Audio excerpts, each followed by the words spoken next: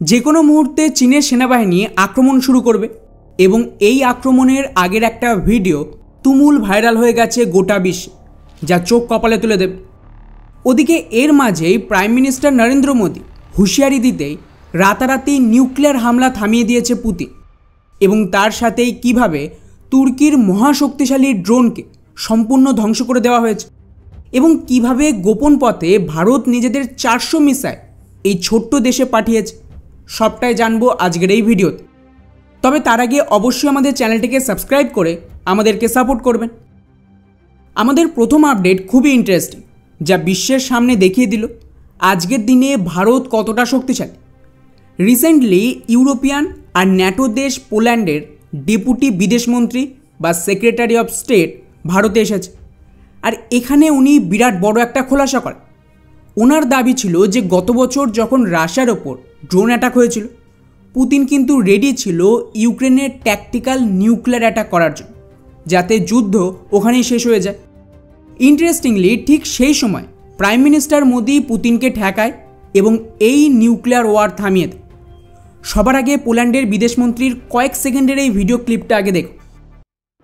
We are very grateful for India's involvement. We are very happy that Prime Minister Modi is doing that. We had a fantastic visit of Prime Minister last year. We signed a comprehensive strategic agreement. We signed an action plan to implement it.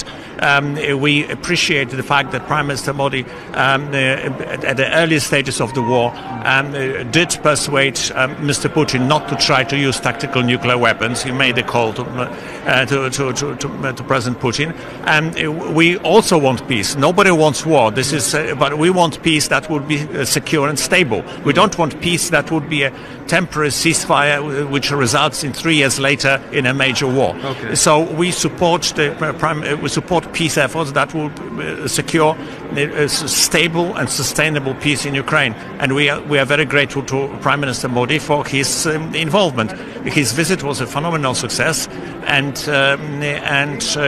the first in 45 years a Prime Minister of India came to Poland, and we were very happy that he is involved because he has a mollifying influence over Putin. তো শুনলেন, এটা কোনো সাধারণ ব্যক্তি নয়, পোল্যান্ডের deputy বিদেশমন্ত্রী। উনি যখন এত বড় একটা স্টেটমেন্ট দিয়েছে, তারপর বলার অপেক্ষাই রাখে না যে আজকের দিনে ভারতের কতটা ইনফ্লুয়েন্স রয়েছে গোটা বিশ্বের ওপর, যে প্রধানমন্ত্রী মোদির কথাতে পুতিনের মতন ওয়ার্ল্ড লিডার নিউক্লিয়ার হাতিয়ার ব্যবহার বন্ধ করে দিয়েছে।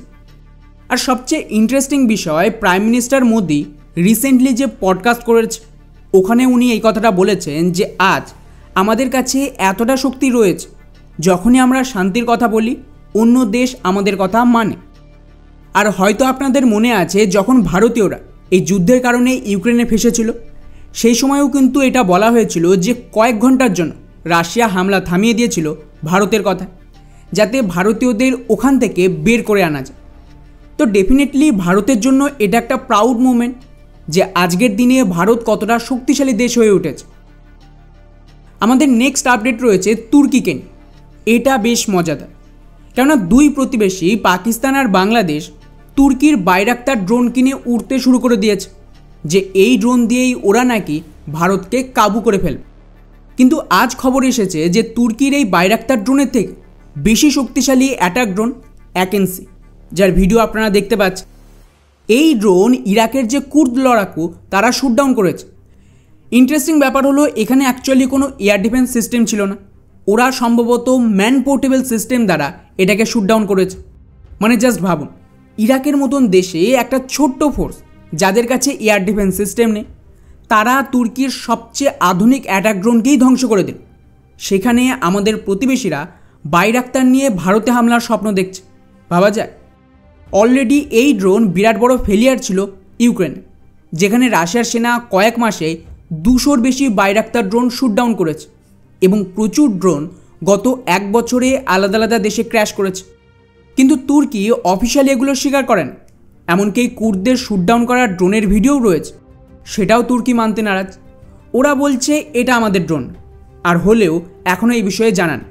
অসাধারণ। যাই হোক, এবারে আসে আমাদের নেক্সট আপডেট চীনের হামলাকে নিয়ে। এটা খুবই গুরুত্বপূর্ণ এবং একটা নতুন যুদ্ধের আভাস দিচ্ছে। এই ভিডিওটা দেখুন, এটা চীনের ভেতর থেকে লিক হয়েছে, বা আমি বলবো ওরাই হয়তো লিক করে দিয়েছে। এখানে যে জাহাজগুলো দেখতে পাচ্ছেন, খেয়াল করেন এর সাথে সমুদ্র তটে একটা ব্রিজের মতন কিছু রয়েছে।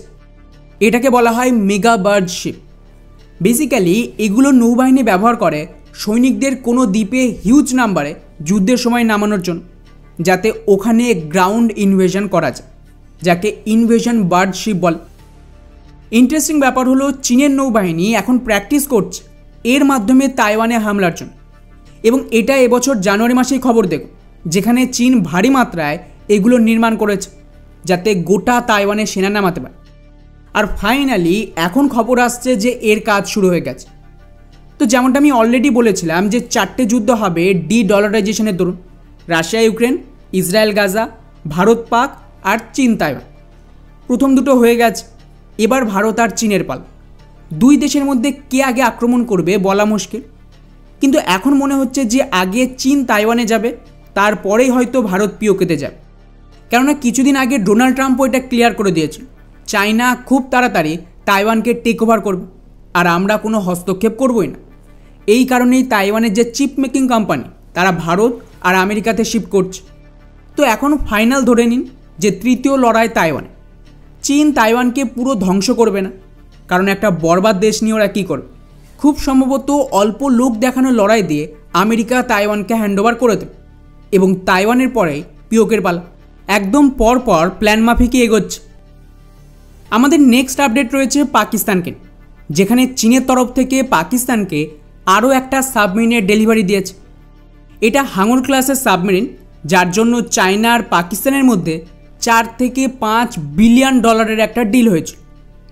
এই ডিলের আন্ডারে পাকিস্তান 8টা সাবমেরিন কেনে চীন থেকে, যেখানে 4টে চীনেই তৈরি হয়ে পাকিস্তানে আসবে, আর তারপর বাকি 4টে পাকিস্তানেই তৈরি করা হবে। এখন চীন প্রথম 4টে সাবমেরিনের মধ্যে দ্বিতীয় সাবমেরিন হ্যান্ডওভার করে দিয়েছে পাকিস্তানকে, আর খুব তাড়াতাড়ি এটাও পাকিস্তানে চলে আসবে।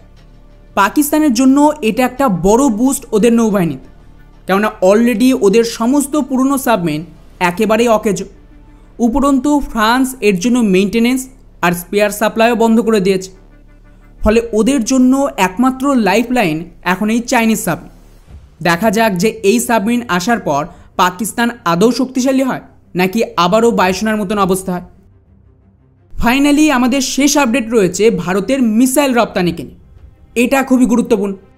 সুইজারল্যান্ড বেস সংস্থা সিপ্রির কথা শুনেই থাকবেন, যারা প্রতি বছর গ্লোবাল ডিফেন্সকে নিয়ে আন্তর্জাতিক রিপোর্ট পেশ করে। এই রিপোর্টেই ভারতকে নিয়ে একটা বড় খোলাসা করা হয়েছে, যেখানে সিপ্রির দাবি ভারত আর্মেনিয়াকে ভারী মাত্রায় আকাশ এয়ার ডিফেন্স সিস্টেম সাপ্লাই করছে। অলরেডি 15টার বেশি আকাশ মিসাইলের ডিল হয়ে গেছে 6000 কোটি টাকার বিনিময়, এবং এতে 400র বেশি মিসাইল পাঠাবে ভারত, যার আন্ডারে গত বছর থেকেই কিন্তু ভারত এই মিসাইলের ডেলিভারি শুরু করে দিয়েছে। আর অলরেডি যেমনটা আমাদের দ্বিতীয় আপডেটেই বললাম যে তুর্কির বাইরাক্তার ড্রোনের মারাত্মক দুর্গতি হয়েছে গোটা বিশ্বজুড়ে। এখন জাস্ট ভাবুন, এর মধ্যে যদি আকাশ এয়ার ডিফেন্স সিস্টেমের 15টা ইউনিট আর্মেনিয়া ডেপ্লয় করে, তাহলে আজারবাইজানের টার্কিশ ড্রোনের অ্যাকচুয়ালি কী অবস্থা। তো ওভারঅল ভারত দারুণ গেম খেলছে। এই কারণে গত বছর আজারবাইজান ইসরায়েলকে দিয়ে ভারতকে অনুরোধ করেছিল যাতে ভারত আর্মেনিয়ার সাথে ওদেরও হাতিয়ার বিক্রি করে, কিন্তু ভারত সেটা করেনি।